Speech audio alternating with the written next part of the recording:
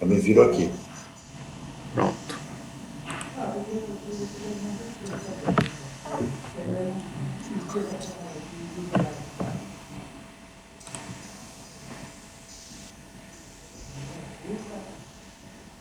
Vou pegar uma peça num camarada nosso que vai entrar agora.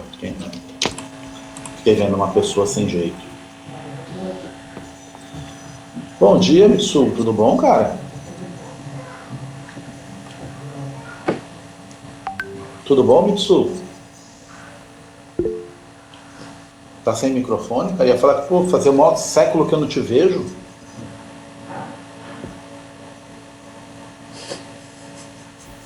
E aí, como está? Tô escutando, Bom meu. O dia. que aconteceu? Um ano que eu não vejo você, acho que desde janeiro, nunca mais eu te vi.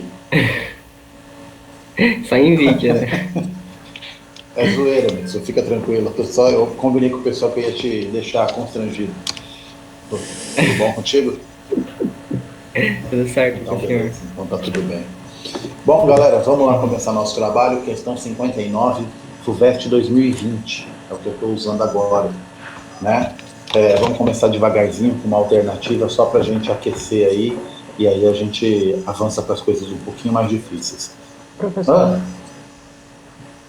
o Alisson confirmou se ele já está gravando? Ele, Só para ele ficar em confirmou. Ele sincronia? já está. Acho que está Já tá gravando gravando aí. já. Lá, Tá viu? bom. Tá gravando. Tá bom? Bom. Eu sou estagiário já. Mas isso é fera, cara. Eu sou estagiário dele. Ok? Vamos lá. Pessoal, questão 59, tá aberta para vocês aí? Tá sim. Então, Sim. beleza. Então, vamos por uma questão simples. Sim. Primeira fase da FUVEST, alternativa, questão 59. Vem um textinho do Boccaccio, que é um cara renascentista, o Giovanni Boccaccio escreveu um livro chamado Decameron, onde ele vai descrever um pouco a peste negra, né? E aí tem um texto dele curtinho aqui, é um documento histórico. Então, quando você olha para um documento histórico, você está lendo um documento da época. Não é um documento de um historiador, não é um documento didático feito depois. É um documento feito no momento, mais ou menos, em que as coisas estavam rolando, beleza? Então, a leitura de documentos históricos, a leitura de documentos literários, a leitura de poemas, a leitura de textos jornalísticos, a leitura de artigos científicos, de textos de historiadores ou de reportagens, cada leitura exige um posicionamento da gente diferente, porque os textos têm funções, têm características completamente distintas, tá certo? E aí o Boccaccio vai dizer o seguinte: afirmo, portanto, que tínhamos atingido já o ano bem farto da encarnação do Filho de Deus de 1348, quando, na muito excelsa cidade de Florença, sobreveio a mortífera pestilência.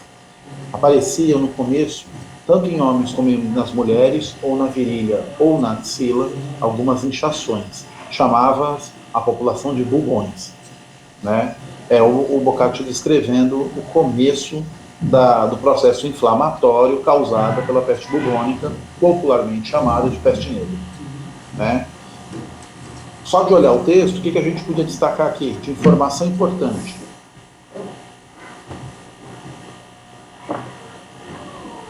Eu acho que já dá pra destacar esse negócio de Coincidência, né? encarnação do Porque Filho de tá Deus. falando da peste negra. Encarnação do Filho de Deus? Qual é o ano da encarnação do Filho de Deus? Eu não entendo essa parte. 1340, ó, aqui, todos os anos na Idade Média, ou mesmo na Idade Moderna, quando eles falavam ano, eles não falavam 2021, estamos em 2021. Não. Nós estamos em 2021 da encarnação do Filho de Deus, ou seja, faz 2021 anos que o Filho de Deus encarnou, no ano que começa com o calendário cristão. Para nós, simplesmente está escrito depois de Cristo, é a mesma coisa que eles estão escrevendo aqui do ano da encarnação do Filho de Deus, tá bom? Só para entender o que é isso. Sacou o que é? Quer dizer Agora depois de saquei. Cristo. Quer dizer depois de Cristo. Mas isso é uma primeira informação boa. Nós estamos em 1348, século XIV. E marquem aí, deixem bonitinho isso daí anotado. Que outra informação a gente tem bacana aqui? Gustavo ia falar. Fala aí, Gustavo.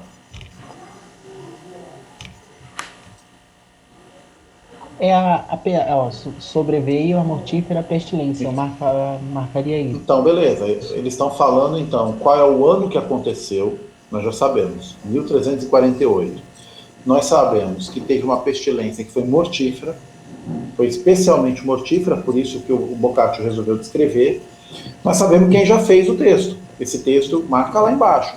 É um texto do Boccaccio, do Decameron, né? Ou do Decamerão, como eles falam, né? Então é um documento histórico feito pelo Boccaccio, fala da peste negra, foi em 348 e ele fala mais uma coisa, onde foi? Qual foi a cidade? É em Florença, na Itália, está no norte da Itália. Tá bom? Ok. Ele descreveu para a gente aí. Essas são as informações que a gente tem. Elas vão servir para resolver esse exercício ou vão servir para, no futuro, dessa mesma prova, caso tenha alguma questão relativa ao tema, a gente voltar aqui e colher a informação. Então, sei lá. Eu não sei se na questão 73, por exemplo, alguém me pergunta assim, em qual cidade se iniciou, quais cidades a gente pode dizer que tivemos grandes eventos de peste negra? Aí você volta lá e fala, eita, os caras falaram aqui Florença. Aí você procura lá na alternativa uma que tiver Florença já. Já é uma informação que você vai colhendo ao longo da prova. Isso é muito importante e essa capacidade é muito, muito, muito decisiva para você ter sucesso lá. Bom, a respeito da peste, o que a gente pode afirmar? E aí vocês já podem cortar as erradas para me ajudar aqui. O que vocês leiam e já cortem as erradas para mim. Me diz aí o que é bobagem que a gente já pode excluir.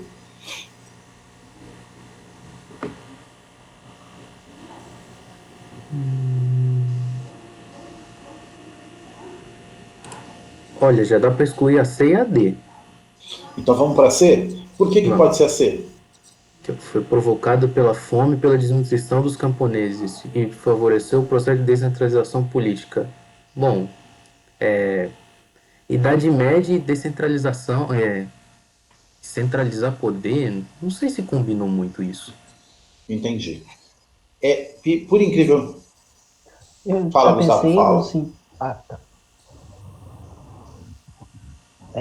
Então, eu já não pensei nessa questão do processo de centralização política, porque na minha ideia até tinha uma centralização política, mas provocada pela fome, pela desnutrição dos camponeses. Então vamos devagar aqui.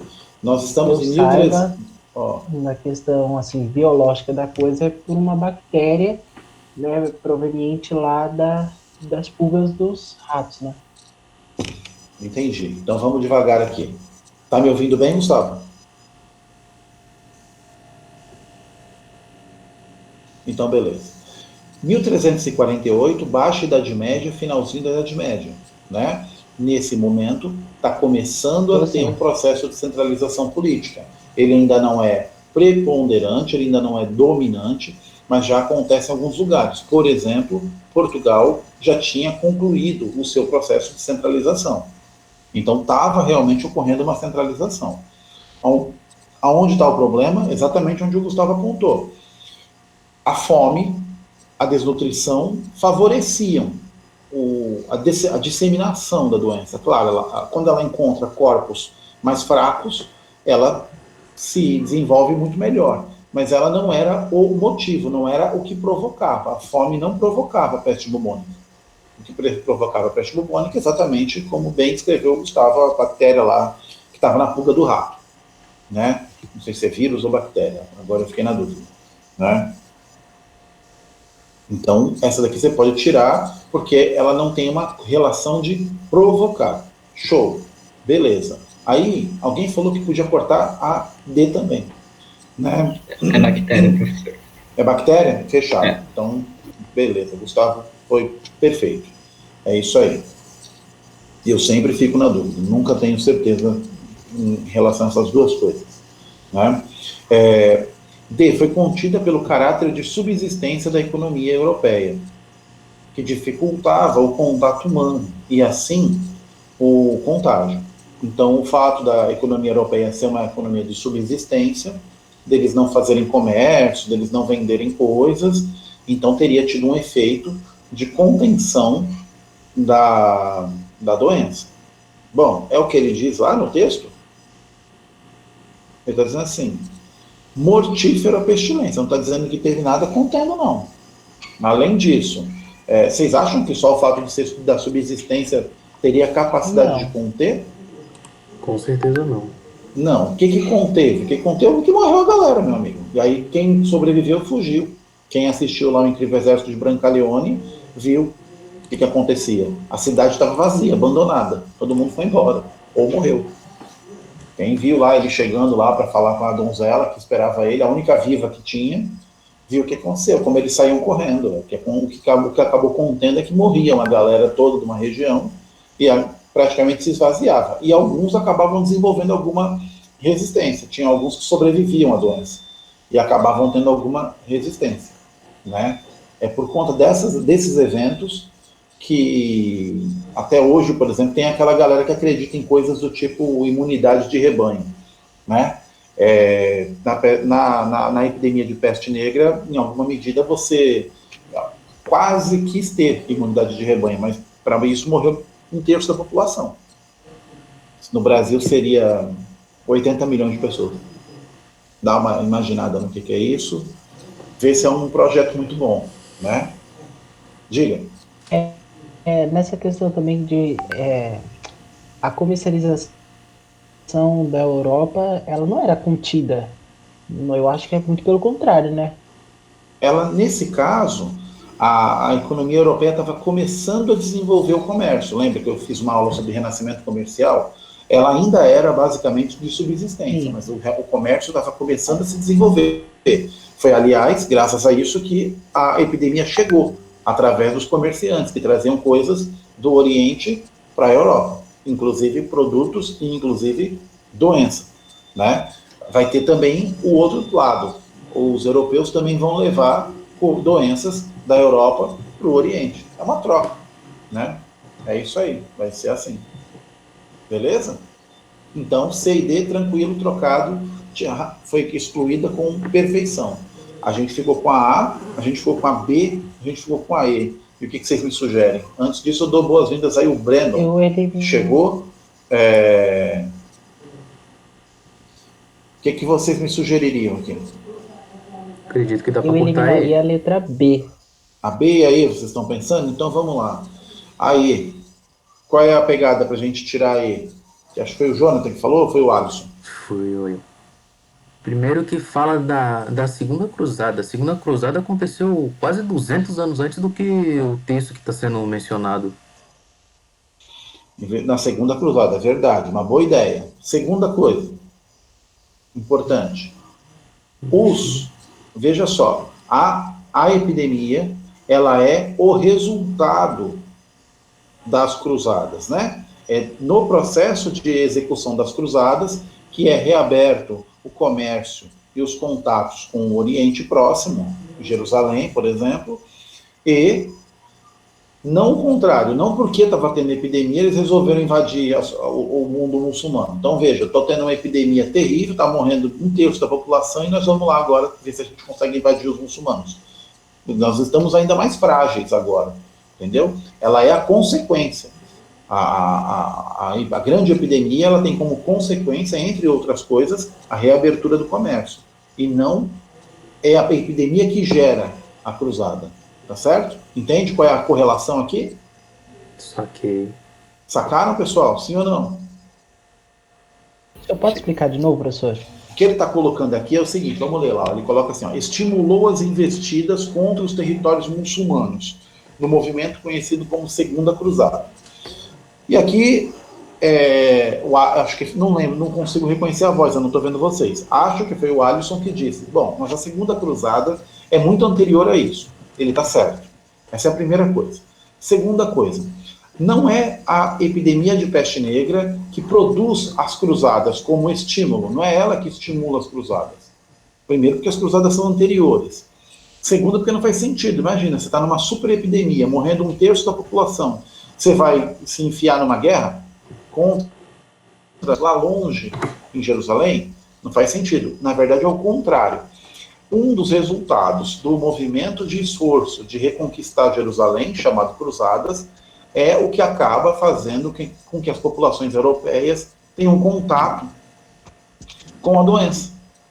E a doença venha embarcada em navios, por exemplo, com ratos que vêm daquela região e com pessoas que vêm adoentadas.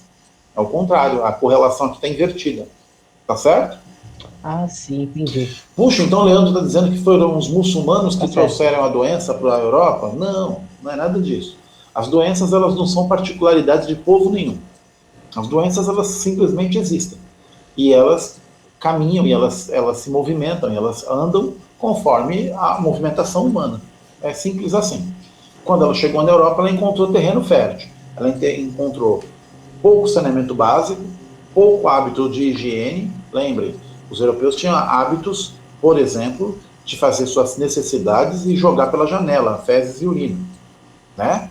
É um lugar sujo e ainda com muita crendice. Então, lembrem, a primeira coisa que os cristãos fizeram quando teve a primeira leva de epidemia de peste bubônica, o que eles fizeram foi entender que aquilo era um castigo divino por conta da bruxaria, e aí eles resolveram matar os gatos, porque os gatos eram animais relacionados à bruxa.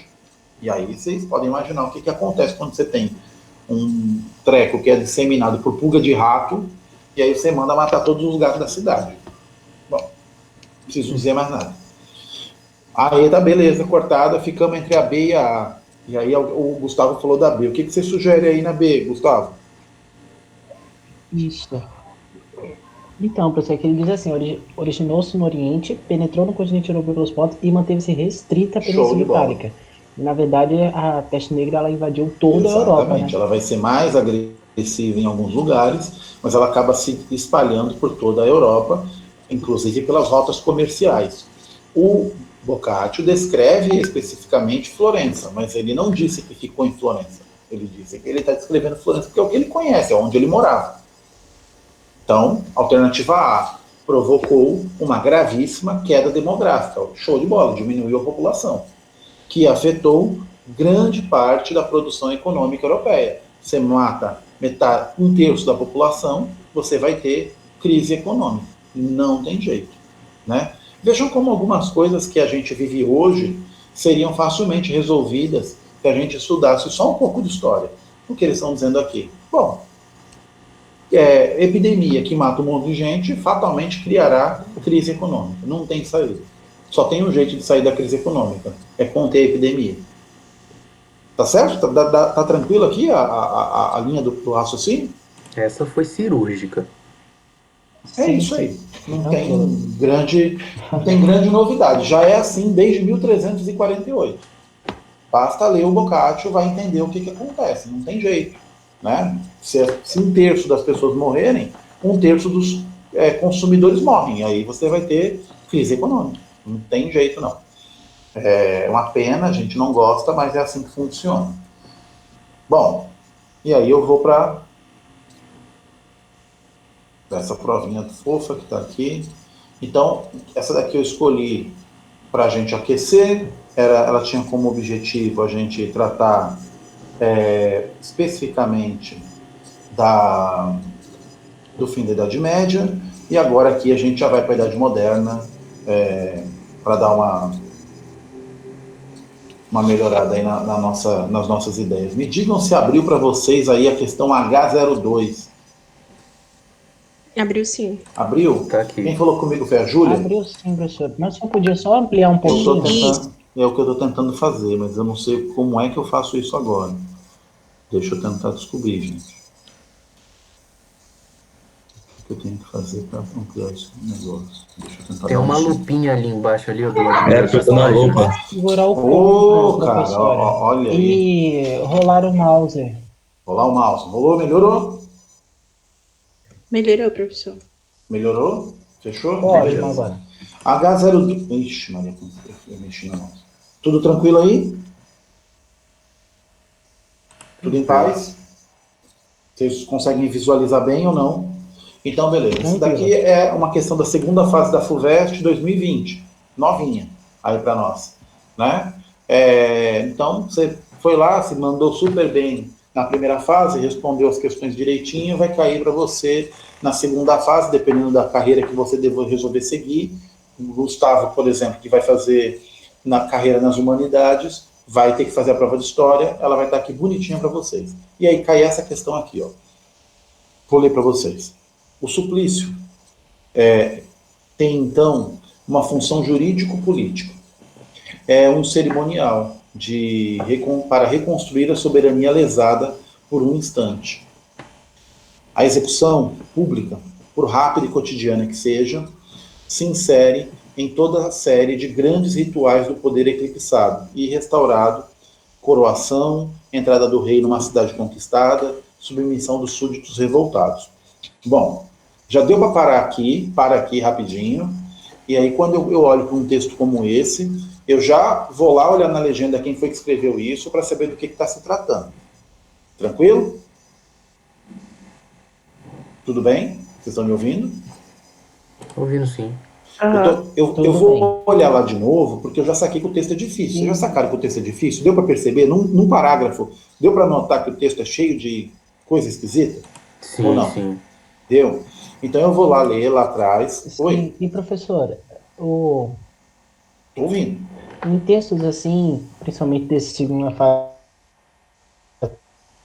são maiores, o senhor acha melhor então a gente ler o parágrafo e tentar já extrair palavras-chave para ir facilitando, para que a gente não fique voltando toda hora? Exatamente, mas vai com calma, porque assim, ó, você vai ter que extrair as palavras-chave, mas esse é um texto que você não vai resolver ele tendo dado uma única lida. Você vai ter que ler ele 2 vezes. Mas tudo bem, você está na segunda fase da FUVEST, meu amigo. Aqui toda atenção é pouca. Tudo bem? Você vai ter que ler 2 vezes, mas a gente já pode parar agora, olhar quem escreveu ele. Quem escreveu ele foi esse camarada aqui, o Michel Foucault, né? E o Michel Foucault, que escreveu esse livro, O Vigiar e Punir, esse livro está publicado em 83, então ele é um livro de um intelectual, de um pesquisador sobre o tema. Ele não é um documento histórico. Essa é a primeira coisa importante. Ele não é um documento histórico, ele não é uma descrição, como estava fazendo o Boccaccio, lá na primeira fase. Agora ele é um texto de análise. Então, como ele é um texto de análise, ele vai ter uma série de elementos que vai tentar interpretar o fato. Por isso, a gente já tem que ficar atento com os conceitos. Beleza? Deixa eu ver se eu consigo abrir para vocês aqui. Abriu para vocês aí? Vigiar e Punir, Michel Foucault? Abriu. Abriu? Então, beleza. Então, o Foucault escreveu esse livro chamado Vigiar e Punir, Abriu. onde ele vai fazer um trabalho de história sobre violência nas prisões. O que o Foucault estuda é como eram as prisões durante a Idade Moderna. Qual era a tradição de lidar com os prisioneiros. Esse é o texto que ele vai tratar. Tá certo? Eu fiz o trabalho direitinho. Fui lá pesquisar o que acontecia e fui levantar o que acontecia. E aí ele vai tratar na primeira parte da ideia do suplício. Aí a gente volta lá no nosso texto. Quando vocês estiverem estudando para a prova, lá na prova vocês não vão poder fazer isso que eu fiz agora. Porque é claro que eu ajudo vocês quando eu faço isso, né? Mas, quando vocês estiverem apenas estudando para a prova, é bastante importante fazer isso que eu fiz. Ó, quem escreveu foi o Foucault? Dá um Google lá para saber o que é isso. Rapidão. Porque não vai cair de novo essa questão. Mas vai provavelmente cair em algum momento algo sobre o tema, ou sobre esse autor, que é um dos principais intelectuais do século XX. O Foucault é um grande intelectual, um cara muito famoso. Tá certo? Que a gente vai estudar pra caramba na faculdade de História ou na faculdade de Letras, tá certo? Porque ele vai estudar, por exemplo, coisas ligadas às nossas áreas, tá bom? Então, feito isso, a gente volta para o começo. Vou ler de novo esse negócio, porque é o Foucault que escreveu e eu já vi que é um negócio difícil.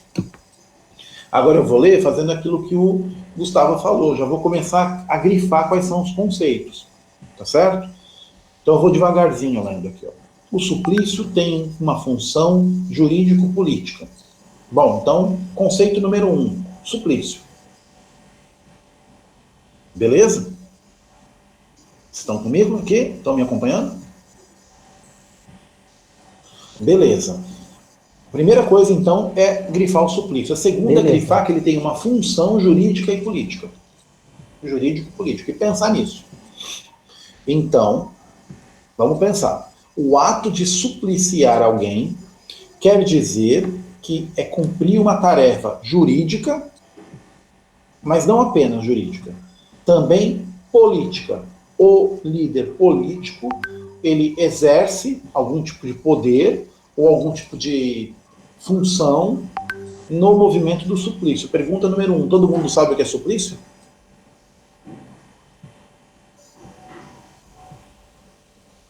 Eu não sei. Beleza, então. Aqui que a gente para. Não sabemos o que é suplício, eu então não vamos sei. pensar o que é suplício. Se a gente estivesse lá na hora da prova, a gente podia tentar usar sempre a palavra. Suplício lembra qual palavra?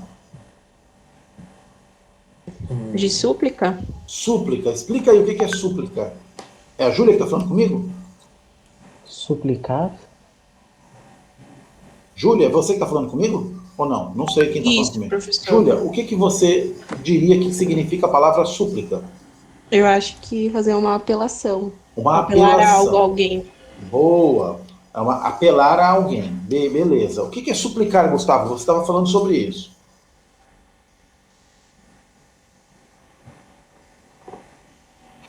Invocar alguma coisa? Fazer uma Chamar apelação? alguém? Isso, uma apelação. Entendi. Mas deixa eu perguntar uma coisa. Por exemplo, a Júlia chega para mim e fala assim, Leandro, eu não vou conseguir entregar o trabalho na segunda-feira, como a gente combinou. É um exemplo só, tá? Será que você não podia me dar mais um dia de prazo? Isso é uma súplica? Isso é uma súplica? Ah, eu acho que não. Aí Não. é um pedido, Isso né? isso é só um pedido. O que é uma súplica? Vai aí, como é que faz uma súplica? Eu acho que a questão de você.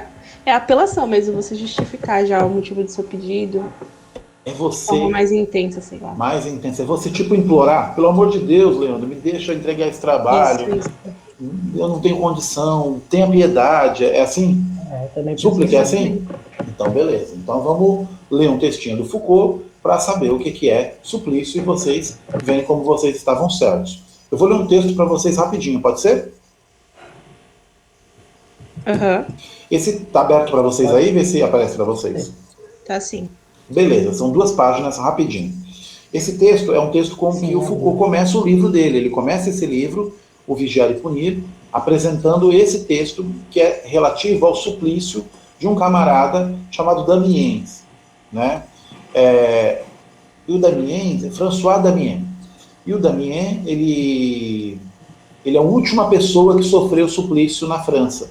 É a última pessoa em 2 de março de 1757, ou seja, 30 anos antes da Revolução Francesa, o Damien sofreu o último suplício que se tem notícia documental na França.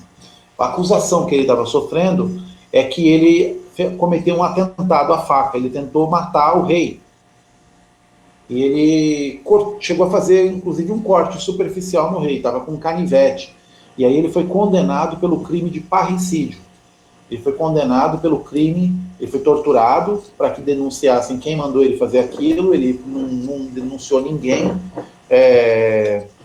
E aí ele foi condenado sozinho pelo crime de parricídio, que é o crime de matar os pais.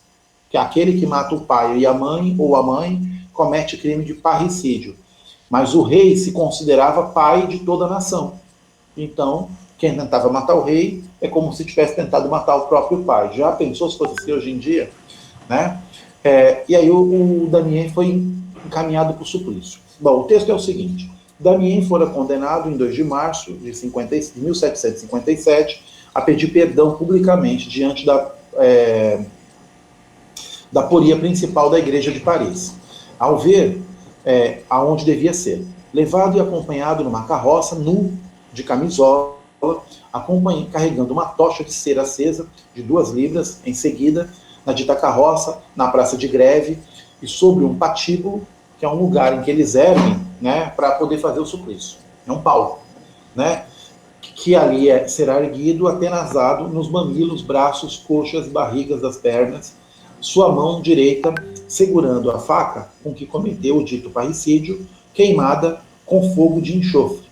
e as partes em que está atenazado se aplicarão chumbo derretido, óleo fervente, piche em fogo, cera e enxofre derretidos, conjuntamente, e a seguir seu corpo será puxado e desmembrado por 4 cavalos, e seus membros e corpo consumidos ao fogo, reduzidos às cinzas, e as cinzas lançadas ao vento. Essa é a pena que ele ganhou. Vocês conseguiram entender isso aqui? Sim ou não? Estão me ouvindo? Sim, sim. Sim, O que vocês acharam da pena? Vocês sabem o que é atenazado? Atenazado é você pegar tipo um alicate, na verdade é um tipo de alicate chamado turquesa, e aí você vai lá no mamilo do cara e arranca o mamilo do cara. Você vai lá na virilha do cara e arranca um pedaço. Você dá um beliscão e te puxa um pedaço. Nesse pedaço que você puxou vai abrir uma ferida. Nessa ferida é que você derrama óleo quente, chumbo derretido, cera derretida, enxofre derretido. É ali que você vai pingar essas coisas. Você vai ficar pingando ali na ferida essas coisas derretidas. A mesma coisa é a mão dele. Como ele usou a mão esquerda para poder atentar contra o rei, essa mão, é a mão direita, desculpa. Essa mão vai ser queimada com fogo de enxofre. Você vai fazer um fogo bem quente de enxofre e vai pôr a mão dele lá para queimá-la. Beleza? Beleza. Meu Deus. É isso aí que é a punição. Finalmente foi esquartejado, finalmente foi esquartejado, relata a Gazeta de Amsterdã. Essa última operação foi muito longa, porque os cavalos utilizados não estavam afeitos à tração, eram cavalos fracos, não tinham tração. De modo que, em vez de 4, foi preciso colocar 6 cavalos. Um cavalo preso em cada membro, pernas e braços. Não deu conta de puxar isso e estourar o cara. Então eles puseram mais 2 cavalos. Foi necessário para desmembrar a coxa do infeliz, cortar-lhe os nervos e retalhar-lhes as juntas. Os cavalos continuaram puxando ele por um tempão, mais ou menos 1 hora, e não conseguiam estourar o braço dele. Então o carrasco teve que ir lá e com uma faca cortar os nervos para ficar mais fácil o trabalho dos cavalos, cortar as juntas com faca, e aí os cavalos conseguirem puxar, estourar, cada um correr para um lado, puxando perna para um lado, braço para outro, e assim segue. Afirma-se que, embora ele sempre tivesse sido um grande praguejador, nenhuma blasfêmia ele escapou dos lábios, apenas as dores excessivas faziam-no gritar, gritos horríveis. E muitas repetidas vezes, né? Meu Deus, tem de piedade de mim, Jesus, socorre-me. Isso é o suplício, tá vendo, Júlia? Tá vendo, Júlia, o que é o suplício? Isso aqui. É essa combinação do cara ser torturado com ele ter que ficar suplicando, ele pedindo desse jeito. Os espectadores ficavam todos edificados com a solicitude do cura de São Paulo, que, a despeito de sua idade avançada, não perdia nenhum momento para consolar o paciente. Estava cheio de gente assistindo na praça. O povo gostava de ver essas coisas. Eles sempre iam, era tipo um evento. E o povo estava animado, porque olha como o padre é bonzinho. Ele ia lá oferecer ajuda para o cara. Ah, meu filho, vem cá, eu vou te consolar. Nós vamos te pingar o enxofre quente na ferida, mas fica tranquilo que nós vamos te consolar. Tá certo? O comissário de polícia, Botton, relata. Acendeu o enxofre, mas o fogo era tão fraco que a pele das costas da mão mal e mal sofreu. Depois, um executor de mangas arregaçadas, acima dos cotovelos, tomou as tenazes de aço preparadas anteriormente, quer dizer, adió, né? Medindo cerca de 1,5 pé de comprimento. Atenazou-lhe primeiro a barriga da perna, tirou um pedaço da batata da perna dele. Direito, depois a coxa. Daí passou as 2 partes da barriga do braço direito, em seguida os mamilos.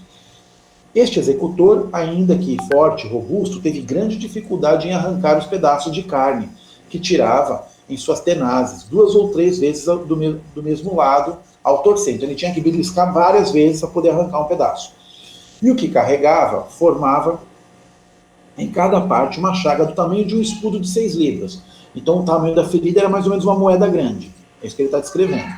Depois desses suplícios, Damiens, que gritava muito sem dor, muito sem contudo blasfemar, levantava a cabeça e se olhava. O mesmo carrasco tirou com uma colher de ferro do caldeirão daquela droga fervente e derramou-a fartamente sobre cada ferida. Em seguida, então ele tinha um caldeirão com chumbo, enxofre, cera, óleo, tudo fervendo. E aí ele pegava uma concha, né, e jogava na ferida do camarada lá, que devia ser super agradável. Em seguida, com cordas menores, se ataram as cordas destinadas a atrelar os cavalos, sendo estes atrelados a seguir a cada membro ao longo das coxas, das pernas e dos braços. O senhor Lebron, escrivão, aproximou-se diversas vezes do paciente para lhe perguntar se tinha algo a dizer. E ele disse que não, nem é preciso dizer que ele gritava, com cada tortura, da forma como costumamos ver os condenados. Perdão, meu Deus, perdão, Senhor. Apesar de todos esses sofrimentos referidos acima, ele levantava de vez em quando a cabeça e se olhava com destemor. As cordas, tão apertadas pelos homens que puxavam as extremidades, faziam sofrer dores inexprimíveis. O senhor Lebron aproximou-se outra vez dele e perguntou-lhe se não queria dizer nada. Disse que não. Chegaram-se vários confessores. Ele falaram demoradamente. Beijava, conformado, o crucifixo que lhe apresentavam. E estendia os lábios e dizia sempre, perdão, Senhor, perdão. Os cavalos deram uma arrancada, puxando a cada qual um membro, em linha reta, cada cavalo segurado por um carrasco. Um quarto de hora mais tarde, ou seja, 15 minutos depois, a mesma cerimônia e, enfim, após várias tentativas, foi necessário fazer os cavalos puxar da seguinte forma. Então ficou 15 minutos lá os cavalos, cada um para um lado puxando, esticando o caboclo, e o peão nada disso, perdeu do braço dele estourar, aquela gritaria, o povo vibrando, obviamente, e aí teve que fazer outra coisa. Os braços direito, a cabeça, e o das coxas voltados para o lado dos braços, fazendo-lhe romper os braços das juntas. Esses arrancos foram repetidos várias vezes. Então você para os cavalos e manda os cavalos arrancar. Aí eles arrancam e dão mais uma esticada, sem resultado. Ele levantava a cabeça e se olhava. Foi necessário colocar 2 cavalos diante dos atrelados às coxas, totalizando 6 cavalos, mas sem resultado algum. Os cavalos eram fraquinhos, de propósito, inclusive, para eles poderem puxar mais, esticar, fazer o cara sofrer um pouco mais. Vocês estão me ouvindo? Vocês estão me ouvindo? Beleza. Sim, enfim, o carrasco Samson foi dizer ao senhor Lebron, porque tem o delegado de polícia, o padre, o carrasco, vocês percebam como é uma coisa organizada, é o próprio governo, é o Estado que está fazendo isso. Não é uma coisa tipo, juntou uns bandidos e fizeram uma tortura, que nem a gente ouve falar por aqui do crime, não, era o próprio governo francês fazendo. Lebron, que não havia meio, nem esperança de se conseguir, ele disse que perguntasse às autoridades se desejavam que fosse cortado em pedaços. É o único jeito, vamos cortar em pedaços esse cara, porque não vai acontecer, os cavalos não vão conseguir estourar. O senhor Lebron, de volta da cidade, deu ordem que se fizessem novos esforços, o que foi feito. Então vejam só, o carrasco falou, não vou conseguir. Aí o Lebron parou, foi na cidade, pediu orientação para os chefes o que fazer, e aí voltou. Então imagina que demora o negócio, né? Novos esforços, o que foi feito, mas os cavalos empacaram e um dos atrelados das coxas caiu na laje. Os cavalos não quiseram fazer o serviço. Tendo voltado os confessores, falaram-lhe outra vez. Dizias-lhe, ele ouvia-o falar, beije-me, reverendos, beije-me, reverendos. O senhor cura Sampou não teve coragem, mas o de Marcilli passou por baixo da corda do braço direito e o beijou na testa. Os carrascos se reuniram, e Damiens dizia-lhes que não blasfemassem, que cumprissem seu ofício, pois não lhes queria mal por isso. Rogava-lhes que orassem a Deus por ele, e recomendava ao cura de Sampou que rezasse por ele na primeira missa. Depois de duas ou três tentativas, o carrasco Samson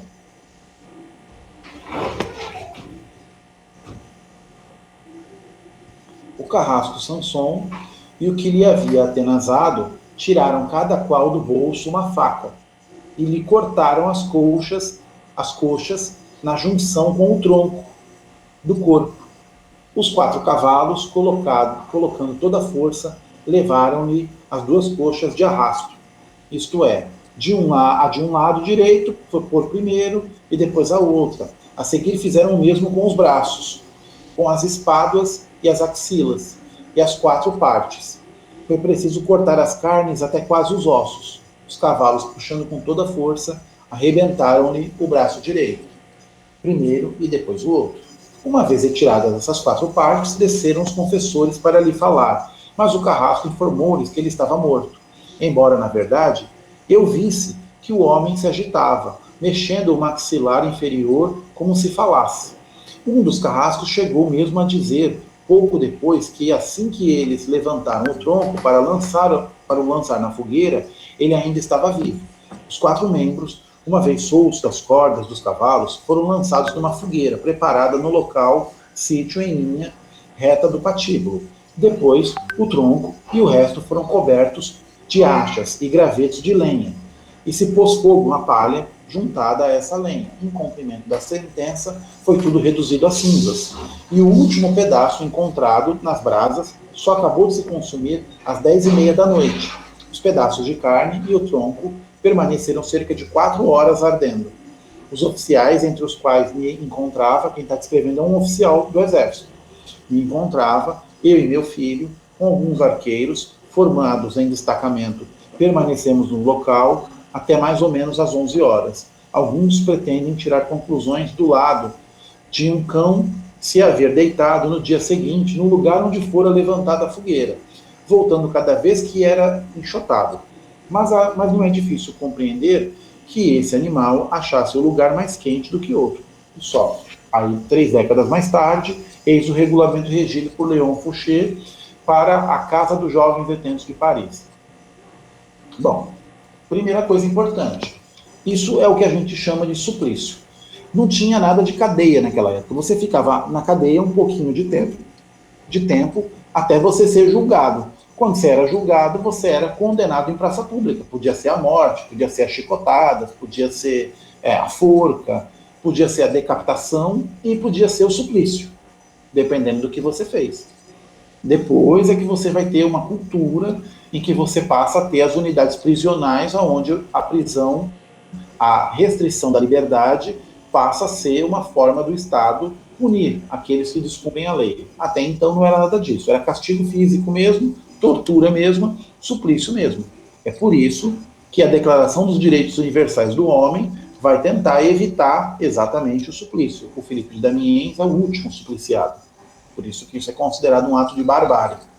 Por isso que tortura é ato de barbárie. Por isso que forças policiais, por exemplo, torturarem pessoas é errado. Porque a gente tem uma tradição do suplício.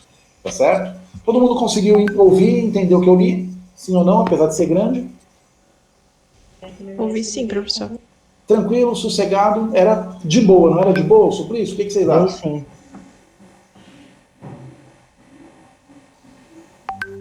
O que vocês acham? Não, que nada. Era muito pesado. Era uma tortura. Exato. E esse é o último suplício, ou seja, já estava ficando fora de moda. Imagina os primeiros, quando aconteciam como eles eram. Agora, a gente já sabendo o que é um suplício, suplício é isso então, tá bom, gente? Nunca mais vocês vão esquecer o que é. Agora a gente vai lá e lê que a gente vai entender tudo bonitinho. Abriu para vocês a questão H02? Abriu sim, professor. Então agora vocês vão entender facinho isso aqui. O suplício tem então uma função jurídico-política. É um cerimonial para reconstruir a soberania lesada por um instante. Tá claro para vocês como é um cerimonial? Agora sim, agora tá claro. Beleza. Tá claro para vocês como é a reconstituição do poder do soberano? O soberano está afirmando o seu poder sobre aquela pessoa? Aham. Beleza. A execução pública, por rápida e cotidiana que seja, se insere em toda uma série de grandes rituais do poder eclipsado e restaurado. Tá claro aqui os rituais que são colocados para o poder do rei se restabelecer? Agora sim. Beleza. Coroação, entrada do rei em uma cidade conquistada, submissão dos súditos revoltados. Tá clara a submissão aqui? Como é que você faz a submissão de quem se revolta contra o rei? Beleza. Tá. O suplício não restabelecia a justiça. O suplício não está nem aí para restabelecer a justiça. Tá claro também que ele não está nem aí para restabelecer a justiça? Agora sim. Porque se restabelecer a justiça é o seguinte, eu vou lá e bato no carro da Júlia. O restabelecimento da justiça significa eu indenizar a Júlia. Significa eu reparar o erro que cometi com a Júlia. Por exemplo, podendo, inclusive, ficar preso um tempo e reparar o dano que criei a ela. Isso é restabelecimento de justiça. O Suplício não quer nada com isso. O Que quer Suplício, sofrimento. ele quer sofrimento. Demonstração de poder. Isso aí. O Suplício não restabelecia a justiça, reativava o poder. No século XVII e ainda no começo do XVIII, ele não era, com todo o seu teatro de terror, o resíduo ainda não extinto de uma outra época. Esse ato de terror, ele é resíduo de uma outra época. Suas crueldades, sua ostentação, a violência corporal, o jogo desmensurado de forças, o ritual cuidadoso, enfim, todo o seu aparato se engrenava no funcionamento político da penalidade. Está claro? Como todo aquele ritual, aquela crueldade, todos esses detalhes que vocês estão vendo, e descreve, e pergunta, quer falar alguma coisa, meu amigo? Você está cheio de ferida aí, mas você quer falar? Tudo isso é a comprovação da engrenagem do funcionamento político. É dizer assim, olha só que bom que nós somos, deixamos até ele dizer alguma coisa. Olha, a gente foi lá e deu um beijo na testa dele. Foi tudo criado, organizadinho, bonitinho para acontecer. Tá claro para vocês isso aqui? Como o funcionamento político da penalidade está presente nesse caso? Sim. Tá claro? Tá, por isso que ele falou, né, que tem uma função jurídica e política. Exatamente. Jurídico Lá é no comecinho. punir ele. Jurídico é punir ele pelo crime. Beleza? O supliciado, quem quer que seja. Política tem uma coisa maior. Vocês estão ligados que o povo estava vendo. Estava assistindo. Tudo bem? Se o povo está assistindo, aquele é um recado para o povo? O que vocês acham? Com Seria certeza. de mostrar o poder do rei, Você vai né? querer- Deixá-lo como soberano. Depois daquilo tudo, você vai querer desrespeitar o rei? Claro que não. É claro que não. Isso Igual. é educativo, é Logo, político. Exatamente. Diante de um negócio bizarro que nem esse, quem é que vai querer arriscar virar o próximo supliciado? Né? Mas nessa cena de terror, o papel do povo é ambíguo.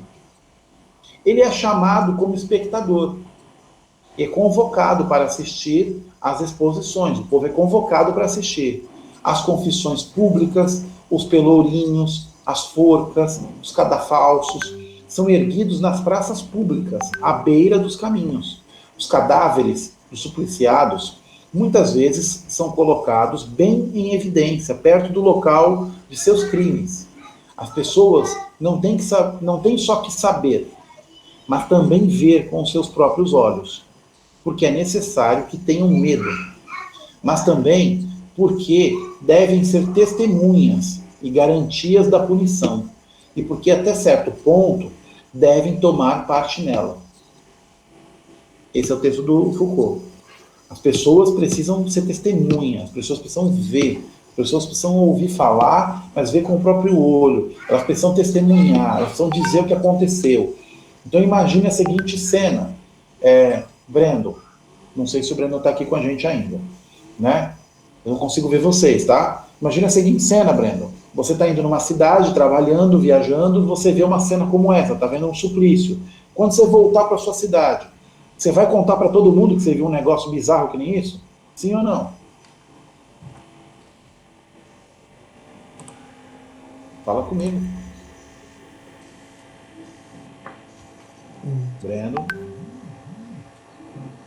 Brandon saiu fora. Não, tá aqui.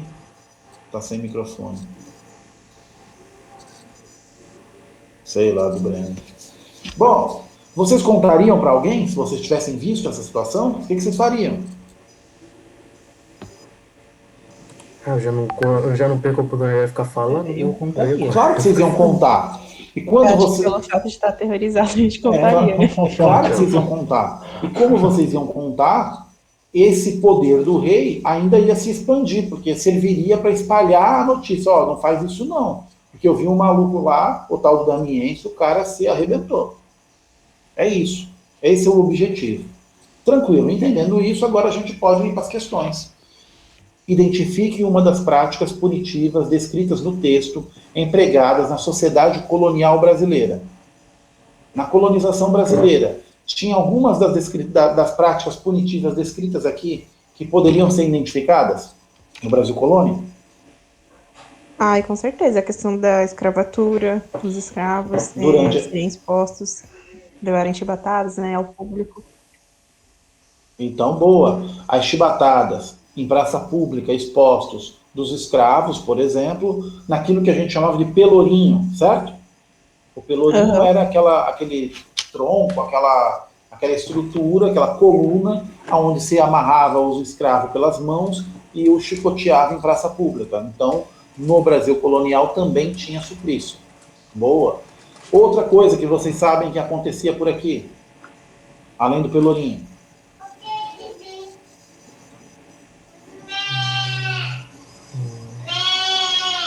Essa aqui é minha filha, que vocês estão ouvindo, tá? E aí? E aí, vocês lembram de alguma outra prática de tortura ou de punição, de suplício, que acontecia aqui no Brasil, além do pelourinho, que está no texto?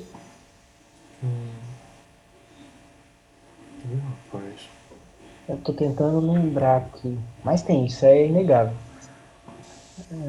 Vocês lembram de alguém que foi enforcado, por exemplo? Forca? Usava forca aqui? Meu Deus. Professor, eu lembrei a questão do Tiradentes. Exatamente. Então, essa que eu também estava lembrando. Exatamente. O Tiradentes é só o enforcado mais famoso. Mas era enforcado gente pra cacete. Todo dia tinha gente sendo enforcada, porque não pagou impostos, porque desrespeitou as ordens da coroa portuguesa, porque era um índio que resolveu desafiar o Império Português, porque era um escravo fugido. Então você tinha vários rituais, desde o pelourinho, das chibatadas em público, até a punição com forca, tá certo? No Brasil, até o século XIX, até o Dom Pedro II, havia punição com pena de morte. A pena de morte acabou no Brasil no século XIX, foi quando ela foi definitivamente extinta, mas havia a prática de enforcar pessoas, era muito comum acontecer. Professor, assim como o pelourinho. No caso das chibatadas, que eu pensei nessa questão, elas eram dadas aos escravos e era em praça pública que eles ficavam expostos? Depende da situação. Você podia atribuir chibatada aos escravos, mas também a pessoas livres. Não tinha essa de escravos só não. Vamos lembrar que já na República, o Brasil já estava na República, já não era mais nem monarquia, nem colônia, e teve uma revolta na Marinha de Guerra do Brasil, chamada Revolta da Chibata, onde os oficiais da Marinha de Guerra do Brasil puniam os soldados negros com chibatada. Então, chibatada, você podia tomar chibatada porque você não pagou imposto, porque você foi pego fazendo contrabando de ouro. Agora, preferencialmente escravos e negros, ou indígenas.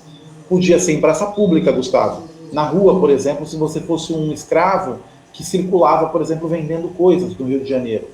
Mas podia ser na fazenda, num lugar público também. Você pegava a fazenda, reunia todos os escravos, todos os funcionários da fazenda, e lá você chicoteava aquele que é rebelde, aquele que foi indisciplinado. Não é uma praça pública, mas é pública de toda forma. O que importa não é escondido dos olhos dos outros, é que para todos vejam e aprendam. Essa que é a questão. Tranquilo? Ô, professor, teve uma novela da Globo, eu acho que era Sim a Moça, o nome, eu era pequena ainda, e eles exploraram bem essa questão, e essa questão dos escravos, das chibatadas em praças públicas, e sempre deixavam claro, né, como as pessoas que estavam assistindo ficavam aterrorizadas. Exatamente. E isso mantinha elas querendo não seguindo as leis. A novela Sim a Moça, Júlia, é a novela mais brasileira, mais vista no exterior. Fez um sucesso gigantesco no mundo inteiro, inclusive ela é traduzida para mais de 40 países, inclusive. Né? Aqui Nossa, é a novela mais famosa do Brasil. Tem na Rússia, tem tudo que é lugar, Sim a Moça. Porque o mundo europeu, principalmente, se ficou muito curioso para conhecer um pouco de como era a escravidão no Brasil. A que você viu já é a segunda versão. A que eu, que sou muito mais velho que você, vi, foi a primeira, né? Ela explora bem, a novela Chica da Silva também explora bastante um pouco esses castigos corporais. Então, dava para responder na questão A, dava para responder, olha, segundo o passado colonial brasileiro, podemos identificar o suplício em algumas práticas, como, por exemplo, a prática de açoitamentos ou chicotear as pessoas em espaços públicos ou praças públicas nos pelourinhos. Hábito tão comum nos castigos dos escravizados. Outra prática comum era a prática de condenar as pessoas à forca, com o caso mais famoso do nosso conhecido Tiradentes. Beleza? Construí o texto, resposta A está feita. Dúvida? Professor, Oi? o que é pelourinho? Pelourinho é uma coluna que pode ser de pedra, de concreto ou de madeira, aonde você amarra as mãos da pessoa para que ela não possa fugir e ela fica presa ali naquele, como se fosse um poste, tá certo? E ali você vai chicoteá-la, ela vai ficar com as costas completamente expostas para poder ser chicoteada. Chama Pelourinho. Na Bahia tem um bairro famoso chamado Pelourinho. Tá. É exatamente por isso, porque era lá que ficava o Pelourinho. Era o lugar onde se castigava os escravos. Ou aqueles que, eventualmente, descumprissem as ordens de Portugal. Tranquilo com a resposta da A, minha gente? Foi muito difícil? Sim. Ou dava para tirar algumas ideias do texto? Olha, imagino que se eu não tivesse tido essa informação que o senhor passou, seria um pouquinho mais difícil associar. Dava para poder pensar em algumas Mas, coisas. diante da leitura. Por isso que eu digo, quando vocês forem estudar, marca aí o texto e vai pesquisar o que é. Claro que quando eu apresentei para vocês o que é suplício, ficou claro o que é o negócio. Né? Até hoje há quem defende esse tipo de coisa. Isso é barbárie. O nome disso é barbárie. A gente, quando olha uma situação como suplício, a gente não sabe quem é pior. Se o criminoso ou se são os agentes da lei que estão aplicando a pena. Você não sabe quem é mais psicopata nesse caso. Eu acho, inclusive, que é o agente da pena. Né? Você tem que serrar o braço do cara, pelo amor de Deus. Né? B. Explique as relações entre a exibição do poder monárquico e as punições judiciais na sociedade do antigo regime europeu. Qual é a relação aqui entre punição judicial e exibição do poder do rei? Soberania? Soberania. Mostrar soberania. Mostrar soberania. Boa. O que mais? Produzam um texto. Vocês vão produzir um texto para mim agora. Vai lá.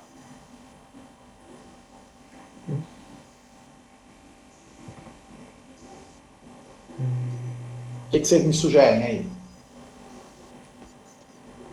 Deixa eu ver se tem alguém colocando alguma coisa. Tem essa questão da própria soberania e também o intuito era já dar um alerta para as pessoas para não praticar o que o condenado fez, né? Boa. Então, o intuito das punições físicas, jurídicas, elas tinham como objetivo, em primeiro lugar, apresentar o caráter de soberania do rei, né?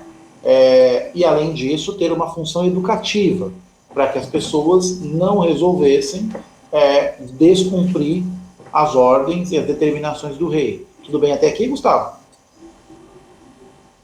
Estou só pensando num texto. Tudo bem, eu peguei os teus argumentos, que é o que vocês vão ter que fazer na prova. Vocês têm os argumentos: soberania, poder do rei, a educação do povo. Então agora vamos construir um texto. Estou construindo o texto aqui com vocês.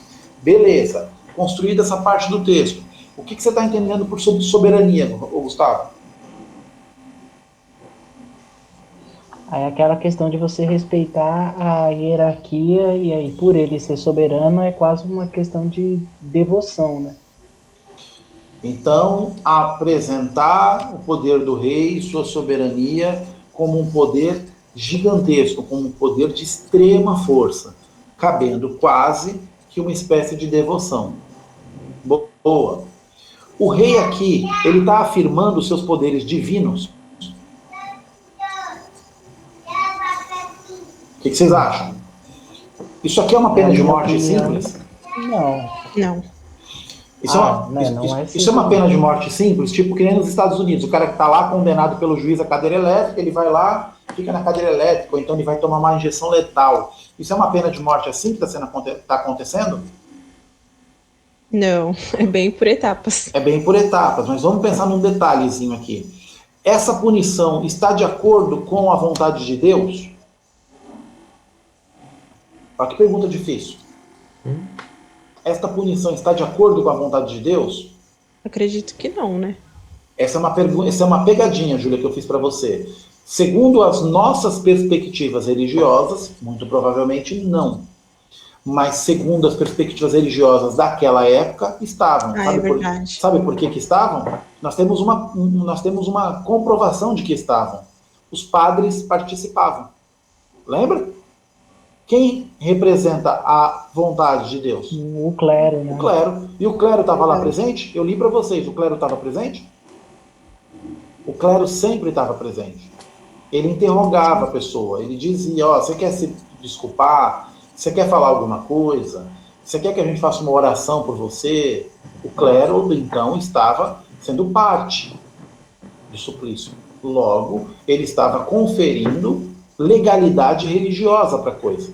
Vocês entendem isso? A diferença em que é diferente eu matar uma pessoa sozinho num beco e eu matar uma pessoa que os religiosos vão lá oficialmente e participam, ouvem e conduzem o ritual. Não é diferente? Sim. É isso, então ele está mostrando outra coisa também. Mesmo o clero é de acordo com isso. Beleza. Qual é o tamanho do poder do rei que ele está mostrando aqui? Acho que é absoluto, né? Diante dessas Absoluto. pessoas. É absoluto. Ele faz o que ele quer. Ele impõe esse tipo de punição do modo que ele quer. O que ele está apresentando aqui, através das punições judiciais, então, é que na sociedade do antigo regime, o rei tem um poder absoluto. Ele tem um poder gigantesco. Esse poder ele vai ser verificado através da soberania que é conferida ao rei no absolutismo monárquico. Ele define qualquer coisa. Ele define nesse nível o destino das vidas das pessoas. E essa definição é feita, inclusive, com o apoio do próprio rei, com o apoio do clero, mas tinha mais uma instituição presente lá. As forças policiais estavam lá? Sim ou não? Sim. Então, isso também era feito com um apoio jurídico, com juízes, com policiais, ou seja, isso não é só uma execução. Professor, isso querendo ou não, para a população conferir a legalidade, né? Porque, tá a igreja, tá o rei que já é absoluto. Exatamente. Mas os militares. Tá o rei, tá os militares, tá a igreja, é completamente legal. Está dentro da legalidade. Você agora matou a pau, Júlia, é exatamente isso. Não é uma execução de bandido. Não é o tribunal do crime mandando matar alguém. Que nem fala hoje em dia, vai chamar lá para as ideias e vai matar o cara. Não, não é isso. É legalizado na praça pública, é para todo mundo ver. Essa é a característica principal. Aqui vocês vão conseguir ver as relações entre poder e a punição. É na punição que o soberano expressa o poder. Vocês querem ver uma outra situação conhecida de vocês, em que o soberano expressa o poder? Vamos lá. Vocês acham que tem uma expressão de poder do imperador de Roma e do governador de Roma quando ele mandava crucificar as pessoas? Havia poder ali? Com certeza. Claro, é claro que sim. O poder está ali. Não é à toa, por exemplo, que um caso mais conhecido, que é o caso de Jesus, vai ser crucificado. O que eles fazem ali é tentar mostrar o seu poder. Vocês não estão dizendo que o camarada aqui é o Messias? Então vejam só o que eu faço. É isso. Isso é o suplício. O suplício já existe desde o Império Romano. Agora vocês conhecem que a gente chama de via crucis, que é a via da cruz de Jesus, nada mais é do que um suplício. Ela não é só a cruz. Ela começa muito antes. Ela começa com espancamento, né? E depois com a coroa de espinhos, e depois com todos os rituais de tortura que vocês vão ver, e com ele carregando a cruz, e todos os crucificados tinham que fazer isso, carregar a própria cruz pelo meio da rua, com a população vendo, com aquela agitação popular, Esse é o objetivo do suplício. Por isso que ele demorou tanto tempo para acabar. Né? Em alguns lugares ainda nem acabou. Né? E ainda hoje há falas, né, em relação a isso. Como ainda há quem defende esse tipo de coisa. E em alguns países, por exemplo, as mulheres, por exemplo, mulheres estupradas, por exemplo, em alguns países do mundo muçulmano, principalmente, às vezes elas são condenadas, porque elas criaram nos homens a ideia do pecado. E algumas são condenadas a apedrejamento. Isso é suplício. Você ser apedrejado até morrer. Isso é um suplício. Né? É isso. Bom, tá claro então a relação entre poder e punição? Ficou claro? Beleza. Sim, então fizemos claro. a B, fizemos a C, fizemos a A, fizemos a B, vamos para C.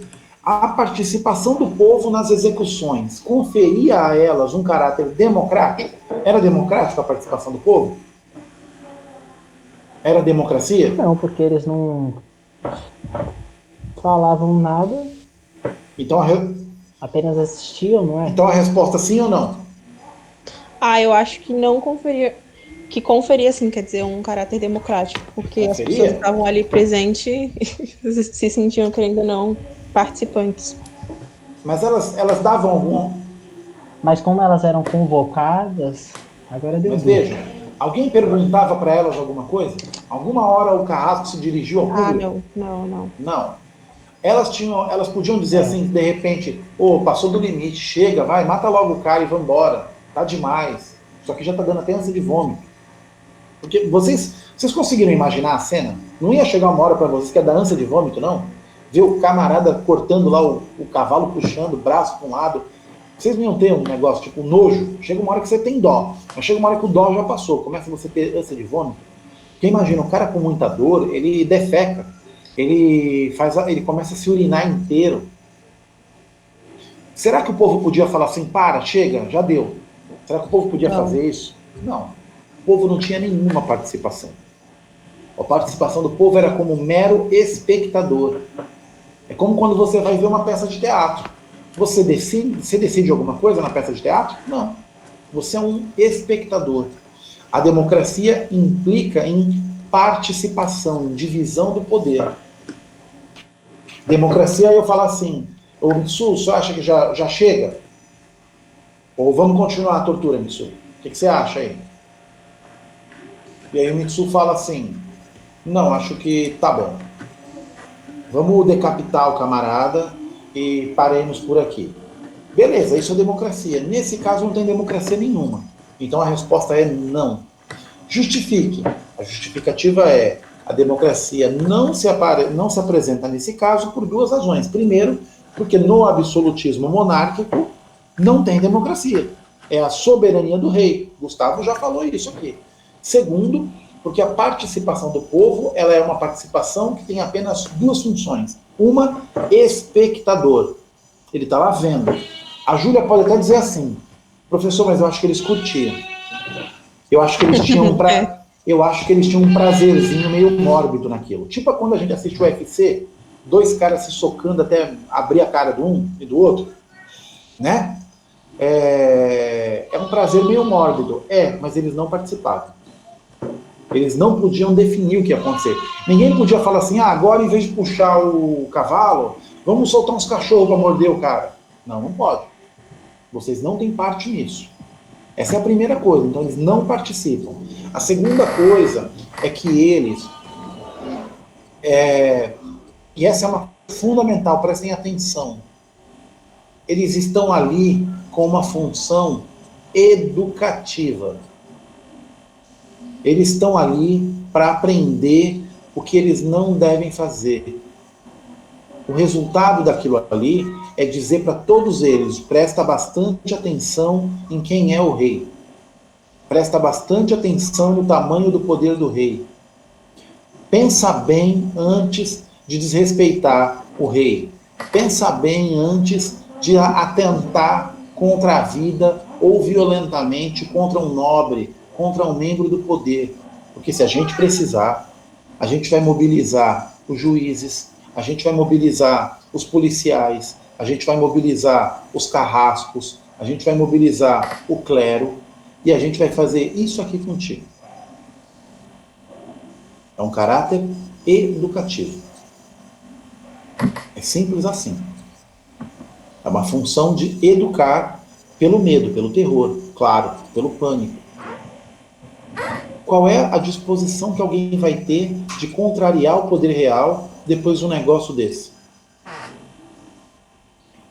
Então, não é democracia, não. É ensinar o que tem que ser feito. Como deve ser feito. Da forma em que eles deveriam se comportar. Era tranquilo o antigo regime? O que vocês acham, minha gente? Minha gente? Vocês estão aí? Não, nada Era pro tranquilo. terrorismo, né? Era tranquilo para quem era soberano. Era tranquilo para quem era soberano. Exatamente. Né? E o que o Foucault, então, naquele livro fantástico, Vigiar e Punir, vai descrever é isso. É a evolução do sistema prisional. De como a gente saiu disso aí para uma noção de justiça que ela não era mais uma justiça vingativa. E que ela não era mais uma justiça que tinha como objetivo amedrontar as pessoas diretamente assim. É claro que a prisão, ela também põe medo, mas ela tem um medo diferente. E a vingança não é tão direta assim, né? Você não tá lá para, olha, o cara... Tudo isso é porque ele tentou dar uma facada no rei, né? É por isso que ele passou por tudo isso aí, porque ele cometeu o crime de parricídio, certo? Bom, respondemos a A, identificamos quais eram as práticas, pelourinho e a forca. Respondemos a B, identificamos a relação entre poder e punição, soberania, poder, força, e identificamos a C. Não tem um caráter democrático, porque tem um caráter de que a população ela é apenas espectadora e ela está lá para aprender como se comportar. Tranquilo? Tranquilo. Tranquilo, E aí, minha gente, o que vocês me dizem dessas questões? Por hoje a gente para por aqui. Fizemos as nossas 2 questõezinhas. Deu para entender um pouco como é que funciona a segunda fase? Sim. Nossa, sim. Deu, é bem complexo. Deu. Vai ler o texto, vai colocar os argumentos do ladinho, e aí quando os argumentos estiverem todos prontos, você vai elaborar um texto.